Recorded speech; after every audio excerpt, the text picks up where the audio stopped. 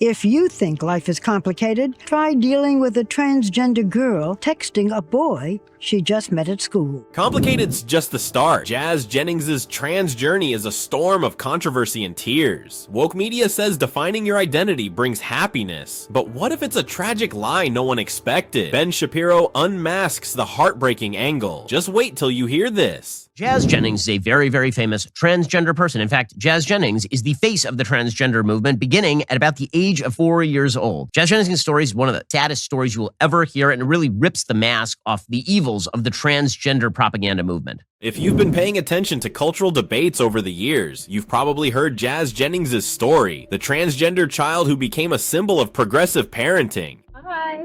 When we first met Jazz in 2007, she was only 6 years old and one of the youngest documented cases of an early transition from male to female. At just 6 years old, Jazz Jennings was thrust into the national spotlight, hailed as the face of progressive parenting. I am a teenage girl. I'm also a soccer player. I'm also an artist.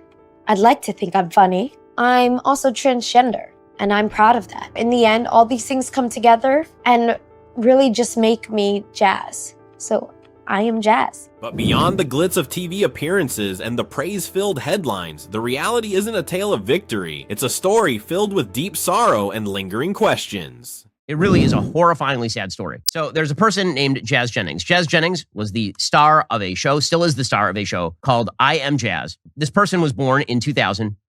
This person is a boy and was transitioned by his parents when he was a very, very young kid. At 6 years old, Jazz Jennings and his family began appearing on TV to speak about the challenges of growing up transgender at the age of 6. Born in 2000 in Florida to parents Greg and Jeanette, Jazz Jennings was assigned male at birth. But here's where the story takes a sharp turn. By age 2, Jazz's parents claim she insisted she was a girl, obsessed with feminine clothes and even expressing discomfort with her own body. Let's get this straight, Jazz. Are you a boy or a girl? I am definitely a girl. Fast forward to age 4, and a diagnosis of gender dysphoria lands Jazz in the hands of therapists and doctors, setting the stage for a life-altering journey. Jazz is 100% girl. How's your sight? And there's absolutely no doubt in my mind that they've done the right thing. At 5, her parents allowed her to transition publicly, dressing her as a girl and fighting tooth and nail to get her enrolled in school as female. We'll say things like, God made you special, because there aren't very many little girls out there that have a. At age 5, her parents made an extraordinary decision. They allowed Jazz to openly identify in the opposite gender. That's right, before most kids can tie their shoes, Jazz Jennings was already a pawn in a cultural experiment on transgender youth. And here's the real question: can a child that young even tell the difference between right and wrong? Do they truly have the capacity to make a life-altering decision that will shape their entire future? You only had to walk into Jazz's bedroom to know this was not a passing fad. It was filled with girly things, dresses and dolls. Then came the Barbara Walters interview, the moment that changed everything. Overnight, Jazz was thrust into the spotlight and the media devoured the story. They didn't just tell it, they glorified it. Jazz was hailed as a trailblazer, a revolutionary figure in transgender rights. Meanwhile, her parents, they doubled down, founding the Trans Kids Purple Rainbow Foundation, pushing the narrative even further. And soon after, Jazz wasn't just a public figure, she was the star of I Am Jazz. But let's cut through the noise, let's call it what it really is. Is this truly advocacy for transgender youth, or is it a social experiment where the consequences are ignored until it's too late? Jazz is on hormone blockers. They want to be on the blockers. First given as a shot, then as a pump inserted into her arm. Here's where the story gets dark. As Jazz grew, the progressive path her parents championed led to puberty blockers, cross-sex hormones, and at 17, a botched gender confirmation surgery.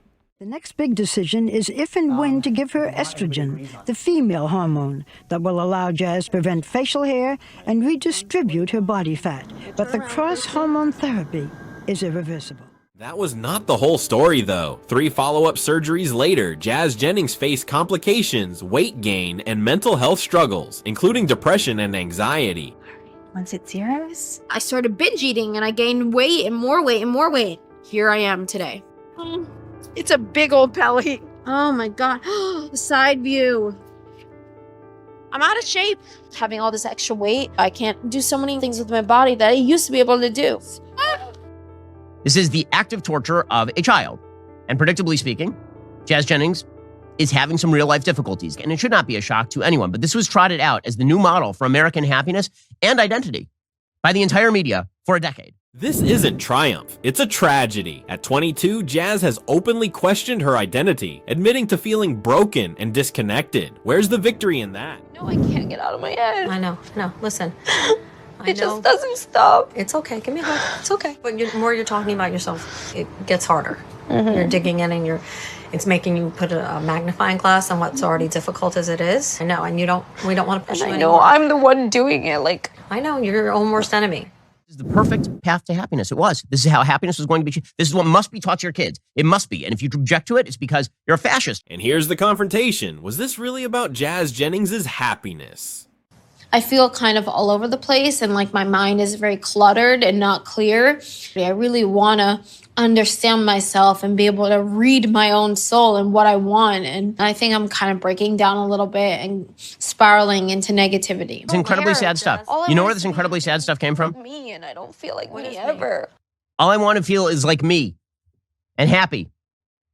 The establishment narrative screams love and acceptance for transgender youth, but the evidence screams neglect. Jazz's story exposes the dangers of forcing a child into a public transition before they can even grasp the consequences. Sterility, irreversible surgeries, and a lifetime of medical dependency. Where were the safeguards? Where was the choice? And remember, when we tease the most heartbreaking angle, here it is, as Ben Shapiro reveals it. But before we get into it, make sure to smash that like button and subscribe for more hard-hitting takes. This is incredibly sad stuff. Jazz's mom talking about the wonders of transgender operations and surgery and what it takes to maintain transgender operations, the part that you're not supposed to talk about out loud, but ended up on TV. Anyway, here's Jazz Jennings, the ideal mom, making, as Barbara Walsh said, the brave decision to transition children when they are very young.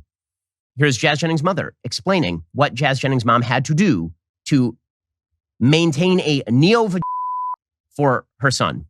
With her, I'm worried about her mental well-being and her dilation. The minute she leaves my house, we have a dilation problem. When you don't have that watchful eye, they tend to go back to old patterns. I have woken Jazz out of a dead sleep and taken the dilator and put the lubrication on it and said, you take this and you put it in your vagina, if not, I will. But Jazz is bad, even when I'm home once a day. I will be so mad if she goes away to college and that thing seals up.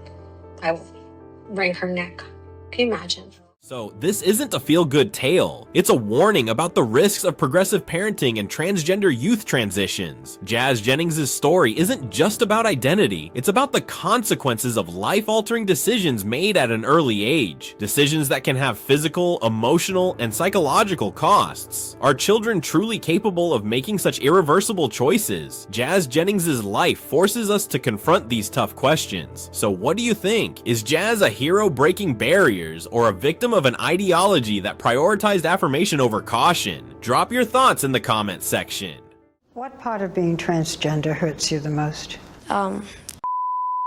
Because right now I feel like a girl, but when I look down there, it reminds me.